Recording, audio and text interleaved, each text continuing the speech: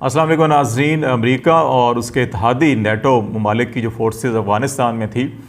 ان کے لیے انخلاء کی جو ڈیڈ لائن مقرر کی گئی تھی امریکہ کی جانب سے، وہ 11 ستمبر کی تھی. لیکن ابھی جو امریکہ کے اور نیٹو کے فوجی حکام ہیں، انہوں نے یہ کہا ہے کہ یہ 11 ستمبر کی بجائے جو اگلے ماہ کے وسط یعنی کہ جولائی وسط تک جو ہے کہ افغانستان سے جو نیٹو فورسز ہیں، امریکی افواج ہیں، ان کا انخلاء مکمل کر لیا جائے گا. لیکن اس کے بعد ایک بڑا چیلنج جو ہے وہ سامنے آیا ہے، اور جس کی بنا پر اب ترکی کے اوپر امریکہ اور نیٹو کے جو ممالک ہیں، رکن ممالک، وہ دباؤ ڈال رہے ہیں کہ ترکی افغانستان میں اپنے قیام کو بڑھائے اور جو کابل انٹرنیشنل ایئرپورٹ ہے اس کی جو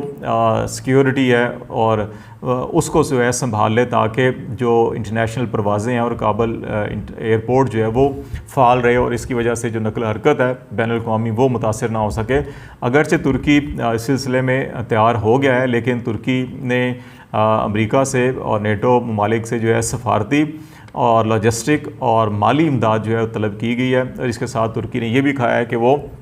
اسی وقت یہاں پہ رہ کر جو ہے کہ یہ فرائض سر انجام دے سکتے ہیں جب ہنگری اور پاکستان بھی ان کی مدد کریں اور اس کام میں شامل ہوں. لیکن دوسری طرف پاکستان نے بڑا واضح طور کے اوپر یہ اگر پرائم منسٹر عمران خان نے بھی ریسنٹلی ایک انٹرویو میں دو ٹوک الفاظ میں یہ کہا کہ پاکستان کسی طور کے اوپر بھی اپنی سرزمین جو ہے کہ امریکی اڈوں کے لیے نہیں فراہم کرے گا، اور نہ اپنی سرزمین کسی بھی فورس کو فراہم کرے گا جو یہاں سے بیٹھ کر افغانستان کے اندر کارروائی کرے. اور پاکستان افغانستان کے اندر امن چاہتا ہے اور قیام امن کے لیے اپنا کردار ادا کرتا رہے گا، لیکن کسی بھی فوجی کارروائی کے لیے جو ہے کہ اپنی سرزمین یا اپنی جو اڈے ہیں فضائی وہ فراہم نہیں کرے گا. تو یہ بڑا واضح پیغام تھا. دوسری طرف دفتر خارجہ نے بھی ایسی اطلاعات کی جو ہے کہ وہ تردید کی ہے کہ پاکستان کابل انٹرنیشنل ایئرپورٹ کی سیکیورٹی کے حوالے سے اپنی فوج یا کوئی سیکیورٹی ادارے یا سیکیورٹی فورسز جو ہے وہ فراہم کرنے پر تیار ہے یا تیار کرے گا. انہوں نے اس چیز کو رد کیا ہے کہ پاکستان جو ہے کہ وہ قیام امن کے لیے افغانستان کے اندر اپنی کوششیں جاری رکھے گا، لیکن افغانستان کی سرزمین کے اوپر اپنی افواج یا فورسز نہیں بھیجے گا. دوسری طرف ترکی جو ہے کہ وہ امریکہ جو ہے ترکی کے جو پاکستان کے ساتھ دیرینہ تعلقات ہیں ان تعلقات کو استعمال کر کے پاکستان کو بھی انگیج کرنا چاہتا ہے اس سلسلے میں. لیکن پاکستان نے اس چیز کو بھانپ لیا ہے کہ اس قسم کی کسی بھی سپورٹ یا کارروائی کے نتیجے میں پاکستان کے اندر بدنظمی پیدا ہو سکتی ہے، کیونکہ دوسری طرف جو طالبان ہیں وہ اس قسم کے کسی بھی آئیڈیا سے متفق نہیں ہے. کابل ایئرپورٹ کی سیکیورٹی ہو یا بگرام ایئرپورٹ ہو یا قندھار ایئرپورٹ ہو، کوئی بھی جگہ ہو افغانستان کے اندر،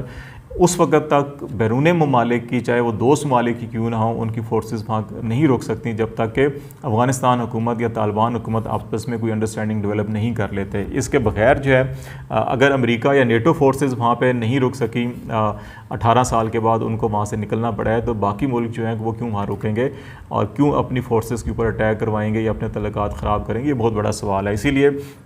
پاکستان نے بھی یہ فیصلہ کیا ہے کہ وہ ابھی ایسا کوئی قدم نہیں اٹھائے گا. دوسری طرف جو ہے ترکی کے اور جو امریکہ کے صدور ہیں ان کی نیٹو کی جو سربراہی کانفرنس تھی وہاں پر ملاقات ہوئی ہے. اس ملاقات میں بھی افغانستان کے حوالے سے بات چیت ہوئی ہے اور مثبت پیش رفت کے حوالے سے دونوں نے امید ظاہر کی ہے. لیکن اصل جو ایشو ہے سب سے بڑا وہ افغانستان پیس پروسیس اور اس کے نتائج، مثبت نتائج ہیں. اگرچہ پاکستان بھی افغانستان کے اندر قیام امن کے لیے کوششیں کر رہا ہے، ترکی بھی کر رہا ہے، استنبول پروسیس اس سلسلے کی ایک کڑی ہے جس کے اوپر متعدد سربراہی کانفرنسز ہو چکی ہیں. لیکن ترکی کا یہ فیصلہ کہ وہ کابل ایئرپورٹ پہ اپنی فورسز وہاں پہ رکھ سکتے ہیں اور اس کی سیکیورٹی قائم کر سکتے ہیں، میرا خیال ہے یہ اتنا فوری ان کو فیصلہ نہیں کرنا چاہیے تھا. اس سلسلے میں ان کو یقیناً افغانستان حکومت اور طالبان کی عادت جو کہ استنبول پروسیس کے اندر جو ہے کہ انگیج ہے، ان کے ساتھ ضرور مشاورت کرنی چاہیے تھی، کیونکہ اس کے نتیجے میں اگر طالبان اس آئیڈیا سے رضامند نہیں ہے اور افغان حکومت بھی اجازت دے دیتی ہے اور طالبان اگر رضامند نہیں ہے، تو پھر اس سے ترکی کے اور طالبان کے تعلقات اور استنبول پروسیس جو ہے وہ متاثر ہو سکتا ہے، جو کہ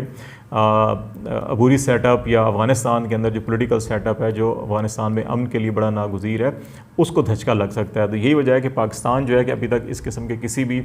اقدام کی سپورٹ نہیں کر رہا، اور پاکستان ایک نیوٹرل کی حیثیت سے صرف یہ کردار ادا کر رہا ہے کہ کسی طرح سے بھی طالبان کو بھی افغان لیڈرشپ کو، جو پولیٹیکل لیڈرشپ ہے، افغان حکومت ہے، ان کو مل بیٹھنے کا موقع فراہم کر سکے، اس سلسلے میں جو بھی اپنا رول ہے وہ ادا کر سکے، اور اس کے ساتھ ساتھ جو وہاں پہ امن کی کوششیں ہیں ان میں اپنا کردار ادا کر سکے۔ اس کے علاوہ جو ہے کہ جو بھی ملٹری جو کارروائی ہے یا فضائی کارروائی ہے یا کوئی ایسی سپورٹ ہے اس پہ پاکستان ابھی حامی نہیں بھر رہا۔ یہی وجہ ہے کہ ابھی تک جو پاکستان کی قیادت ہے، چاہے وہ ملٹری لیڈرشپ ہے یا پولیٹیکل لیڈرشپ ہے یا ہمارا فارن آفس ہے، اس نے ہر فورم کے اوپر یہ بڑا واضح طور کے اوپر کہا ہے کہ پاکستان ابھی یہ ہماری پرنسپل پالیسی ہے کہ ہم دنیا میں کسی بھی خطے میں امن کے لیے جو کوششیں ہوں گی اس اتحاد کا یا کوششوں کا حصہ تو بنیں گے، لیکن جہاں پہ کہیں فوجی کارروائی کے حوالے سے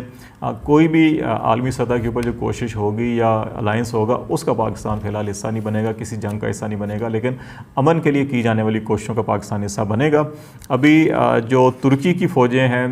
فورسز ہیں اس وقت، کیونکہ ترکی نیٹو کا ممبر ہے، اس حوالے سے جب نیٹو فورسز یہاں پہ آئی تھی افغانستان میں تو اس وقت ترکی کے فوجی بھی یہاں پہ آئے تھے، تو تقریباً 500 کے قریب ترک فورسز ابھی بھی افغانستان میں موجود ہیں، اور امریکہ